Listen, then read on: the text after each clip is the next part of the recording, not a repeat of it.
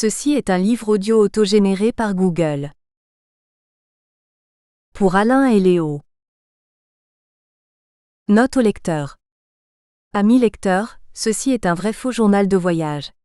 Les événements, les lieux et presque tous les personnages cités ici ont existé, seuls quelques noms ont été modifiés. Alexandre Croix a réellement été journaliste au quotidien L'Ordre et a effectué un voyage en Galice franquiste au péril de sa vie, à la recherche d'un dirigeant politique de gauche disparu au lendemain du déclenchement de la guerre civile, Joaquín Maurín. Historienne, biographe de Maurín, c'est en farfouillant dans mes archives que je suis retombée un jour sur des notes éparses de ce périple. J'ai voulu leur donner corps, aussi bien physique qu'historique, pour les partager avec vous. Avant-propos. De nuevo y como siempre, yo empezaba a ver claro dos Españas, el mismo muro de incomprensión separándonos, muro que un día, al decorrerse, iba a derrar en medio un gran río de sangre. Raphaël Alberti. Décembre 1936. Depuis bientôt 6 mois, l'Espagne n'est plus qu'un vaste champ de bataille. Il n'y a plus une mais deux Espagnes. Le poète a toujours raison. Le mur d'incompréhension qui depuis des années les sépare s'est écroulé, laissant couler au milieu un grand fleuve de sang. Si les premières pierres de ce mur ont été posées lors des 2 premières décennies du siècle, c'est sous la dictature du général Primo de Rivera, 1923 à 1930, qu'il va commencer à s'ériger. Suppression des garanties constitutionnelles, dissolution du Parlement, les Cortes, interdiction des partis de gauche et des syndicats dont les militants sont emprisonnés, censure, répression des aspirations autonomistes catalanes, etc., entraîne une radicalisation des mouvements d'opposition. Désavoué même par les commandants des régions militaires, il se retire le 28 janvier 1930. Le roi Alphonse XIII de Bourbon fait alors appel au général Bérenguer, qui non seulement rétablit les garanties constitutionnelles et légalise les principaux syndicats et partis de gauche, mais convoque des élections municipales démocratiques le 12 avril 1931. Les républicains de gauche gagnent dans 40 grandes villes sur 51 et proclament la République le 14. Le roi, peut-être hanté par le souvenir de l'infortune de son ancêtre, s'enfuit en exil le jour même, abandonnant son trône, la reine et les petits princes, mais oubliant d'abdiquer. Le lendemain, les différents partis républicains et le Parti socialiste constituent un gouvernement provisoire. La Seconde République est proclamée. Mur il y avait, muraille il y aura. Les élections législatives de juin 1931 amènent une majorité de gauche républicaine à l'Assemblée nationale des Cortes, chargée de rédiger une nouvelle constitution. Il est urgent de moderniser ce pays au régime quasi semi-féodal, peu industrialisé, dans lequel 20 000 propriétaires, moins d'1% de la population, possèdent 50% des terres cultivées, où l'armée compte un général pour 100 hommes de troupes, où l'Église est en charge de l'enseignement, et où plus de 40% de la population est analphabète. Sous l'impulsion de Manuel Azaña, chef du gouvernement, l'armée est réformée, le nombre de militaires diminué de moitié et décision est prise de recruter les officiers parmi les sous-officiers. Il prépare également la séparation de l'Église et de l'État, dissout l'ordre des Jésuites, nationalise les églises et les édifices religieux, supprime les subventions de l'État à l'enseignement catholique. Mais ces mesures s'accompagnent dans plusieurs régions, notamment en Catalogne, de débordements sanglants. Des prêtres sont assassinés, des couvents et des églises brûlées. Cette constitution accorde également le droit de vote aux femmes et aux soldats, et la Catalogne bénéficie désormais d'un statut d'autonomie. Le gouvernement lance aussi une grande réforme agraire en septembre 1932, en vue d'exproprier les immenses propriétés mal cultivées au bénéfice des paysans qui y travaillent. Cependant, faute de moyens, les réformes tardent à entrer en application. Il ne suffit pas de supprimer les ordres enseignants, encore faut-il les remplacer. L'indemnisation des propriétaires terriens nécessite des capitaux que le gouvernement, arrivé au pouvoir en pleine crise économique suite au krach de 1929, ne possède pas. Manuel Azaña veut faire de l'Espagne un pays plus juste, plus libre. Mais comment réussir en 2 ans ce que d'autres pays ont mis des siècles à ne réaliser qu'en partie? Bref, haine et rivalité ne font que s'exacerber. D'un côté, les ouvriers et les paysans manifestent pour obtenir des mesures immédiates, mais les jacqueries en Andalousie sont réprimées dans le sang par la République. De l'autre, les monarchistes, les catholiques traditionalistes rejoints bientôt par les catholiques libéraux choqués par les exactions contre les religieux, une partie des officiers de l'armée touchés par la réforme et le clergé radicalisent leur opposition au gouvernement. La droite parlementaire s'organise au sein d'une coalition électorale, la CEDA, la Confederación Española de Derechas Autónomas, dirigée par José María Gil Robles. En 1933, le fils de l'ancien dictateur, José Antonio Primo de Rivera crée un parti fasciste sur le modèle italien, la Falange Española, la Phalange. À l'automne 1933, cette coalition des partis de droite remporte les élections législatives. Le nouveau gouvernement s'empresse de mettre un terme aux réformes entreprises. Manifestations, conflits, insurrections, répressions vont rythmer les 2 années suivantes. Il n'y a plus d'ouverture dans la muraille, seulement des machicoulis. De nouvelles élections au Cortés ont lieu en février 1936. Les partis républicains et de gauche, regroupés dans une coalition de Front populaire, reviennent au pouvoir. L'effervescence est incessante. D'un côté, la Phalange se développe et multiplie les actions terroristes. Attentats et assassinats constituent le quotidien. Les monarchistes complotent. Quant à l'armée, soutenue par l'Église, elle conspire et prépare un soulèvement militaire. De l'autre, les ouvriers se mettent en grève et réclament des augmentations de salaire et une diminution du temps de travail. Les paysans se révoltent et fomentent des insurrections pour obtenir des terres. Aux provocations des phalangistes, répondent les militants anarchistes et des partis de gauche. Au milieu de tout cela, le gouvernement impuissant tarde à réagir.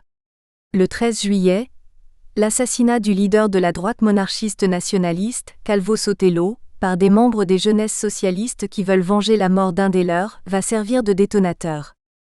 Le 17 juillet 1936, la garnison espagnole de Melilla, enclave espagnole au Maroc, se soulève contre le gouvernement républicain sous le commandement du général Franco arrivé par avion des îles Canaries.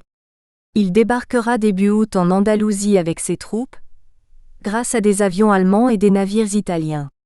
Il s'agit essentiellement de musulmans marocains ou morts, et de soldats de la Légion étrangère. Le 18 juillet, les garnisons de la plupart des grandes villes espagnoles se soulèvent.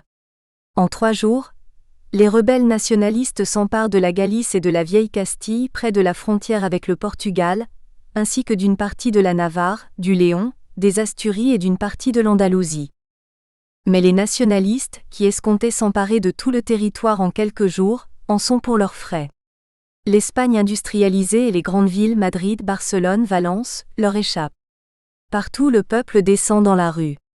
Des milices ouvrières composées de militants politiques et syndicaux s'organisent et s'arment. Et le gouvernement dans tout cela, me direz-vous. Il reste paralysé.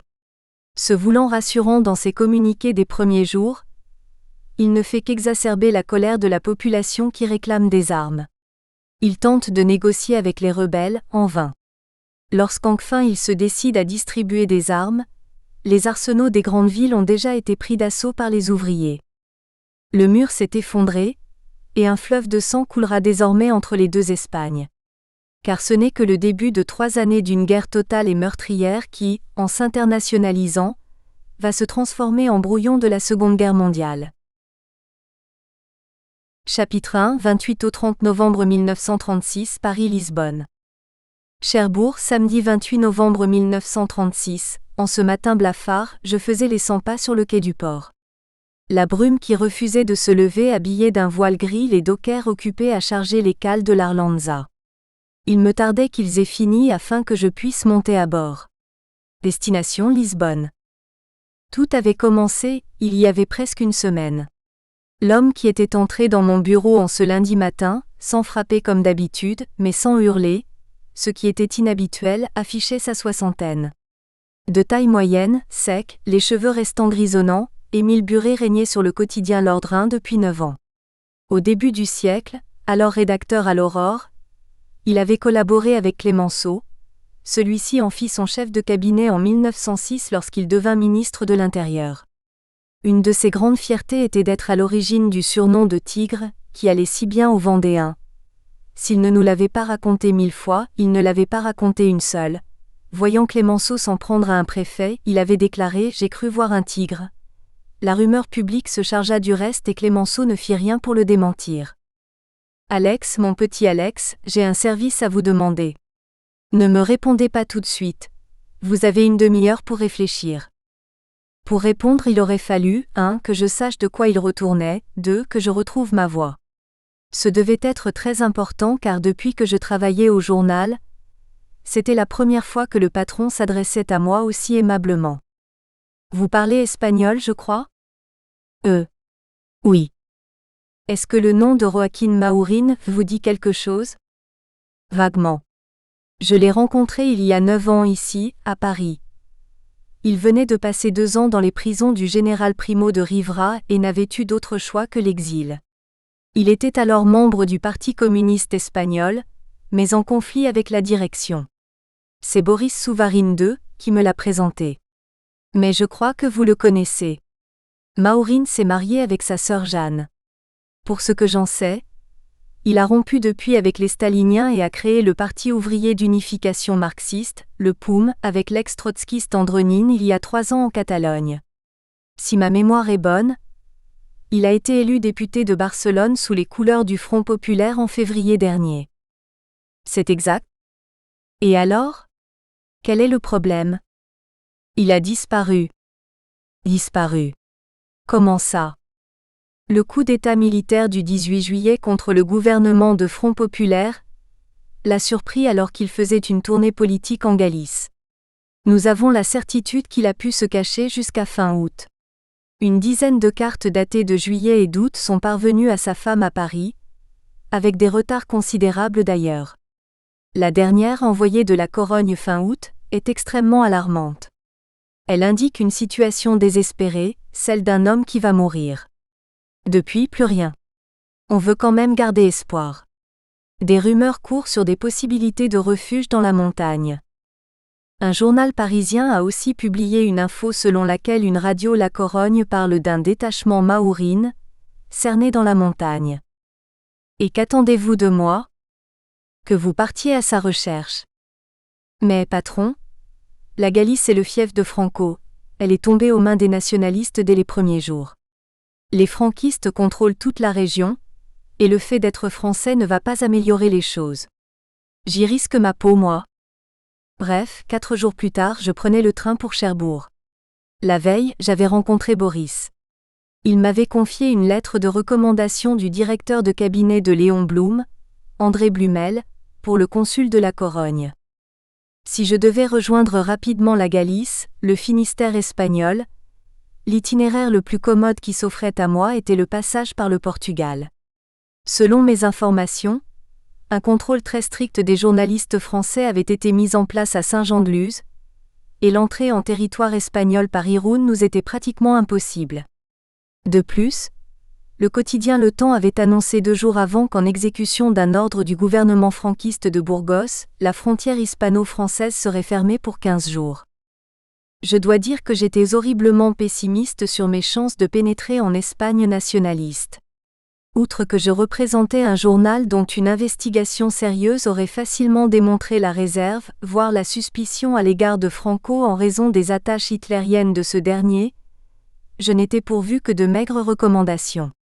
À vrai dire, en dehors de la lettre de Blumel, je n'avais en tout et pour tout qu'une lettre d'introduction de mon patron pour le vieux Leroux, l'ancien président du Conseil espagnol, que la presse affirmait réfugié au Portugal. Je comptais surtout sur les relations nouées au hasard de la route, pour mener à bien ma mission. En montant dans le wagon, je fis le tour des compartiments et finis par trouver une place près d'une fenêtre. La nuit commençait à tomber. La lumière bleue de la veilleuse projetait sa clarté diffuse sur les autres occupants du wagon. 3 Portugais qui devisaient joyeusement, et un jeune homme s'évertuant à lire un journal espagnol à la lueur du jour finissant, en face duquel je m'étais installé. Je me plongeais dans la contemplation des diverses nuances du gris vespéral, mais le ciel bas et lourd de novembre sur une plaine sans fin a le don de me démoraliser. Je fermai les yeux et me laissai bercer par les oscillations du train, lorsqu'un cri me fit sursauter. Vous vous rendez compte ? le Front populaire va peut-être gagner les prochaines élections en Argentine. Je tournai la tête vers le jeune homme. A priori, il s'adressait à moi. Les trois Portugais discutaient dans leur coin sans paraître s'intéresser le moins du monde à la conversation. Peu habitué à jouer les rouletabille, j'étais assez mal à l'aise, d'autant qu'il ne s'agissait pas de littérature. Il me fallait garder la plus extrême réserve, me bornant aux banalités les plus ternes, sans un geste ni un mot qui puisse laisser supposer une quelconque préférence politique de ma part. Oui, peut-être. Mais ce serait une catastrophe. Rendez-vous compte. Ils menacent de tout nationaliser. Ils prétendent même faire une réforme agraire. Moi, je vous le dis, s'ils passent, je suis sûr qu'il y aura un autre Uriburu III pour remettre de l'ordre dans le pays. Vous êtes argentin? C'est exact. Eduardo Molina de la Serra. Je viens de passer plusieurs années en Europe pour mes études. Mais mon père me réclame à ses côtés à l'Hacienda, et je vais devoir rentrer. Je comprenais mieux sa hantise d'une victoire du Front populaire. Maudits ouvriers.